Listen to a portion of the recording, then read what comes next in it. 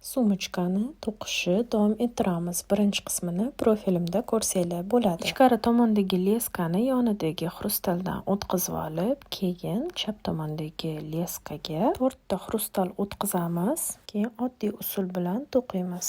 Keyin yana ichkari tomondagi leskani 2 ta xrustaldan o'tkazamiz. Keyin chap tomondagi leskaga 3 ta xrustal o'tkazib, 3-chisidan leskani qaytaramiz. Shunda petля hosil bo'ladi. Keyingi qatorgacha xuddi shunaqa qilib to'qib ketaveramiz. Faqat oxirigacha to'qimaymiz, chunki qatorlarni уже kamaytirishni boshlaganmiz. Leskamiz 20-30 sm qolgandagi xrustalli oralaridan o'tkazib tashlaymiz. Keyin yangi leska kesib to'qishni davom ettiramiz. Mana 4-qatorni ham to'qib olganimizdan keyin pastki leskaga 3 ta dur o'tkazib, oddiy usul bilan to'qiymiz. Keyin tepadagi leskani mana shu xrustaldan o'tkazib, chap tomondagi leskaga 4 ta xrustal o'tkazib, oddiy usul bilan to'qiymiz.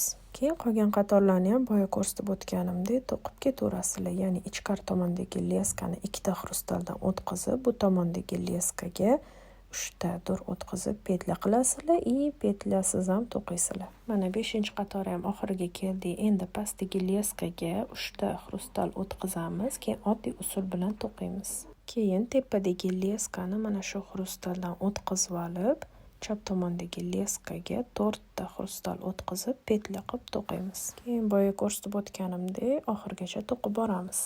Shu qatorni ham bo'lganimizdan keyin pastdagi leskaga 3 ta xrustal o'tkazib oddiy usulda to'qiymiz. Keyin tepadagi xrustalga leskani o'tkazib, pastdagi leskaga 4 ta xrustal o'tkazamiz. Keyin oxirigacha shunaqa qilib to'qib boramiz. Shu qatorni to'qib olganimizdan keyin yana bitta qator kamaytirib to'qib ketamiz. Shu bilan osnovamiz ham tayyor bo'ladi. Osnovamizni qatori bo'lsa 8 qator bo'ladi. Mana уже полный to'qib olganimizdan keyin leskani qolganini xrustallarning orasidan o'tkazasizlar, keyin ortiqchasini kesib tashlaysizlar. Agar shunaqa leska tugaganidan keyin shunaqa durlar orasidan o'tkazganim полный master-klassini ko'rmoqchi bo'lsanglar, Telegram kanalimga kirish sizlarga tavsiya qilaman. O'sha yerga полный master-klassini tashlaganman. 3-qismini ham Telegram kanalimda ko'rsanglar bo'ladi.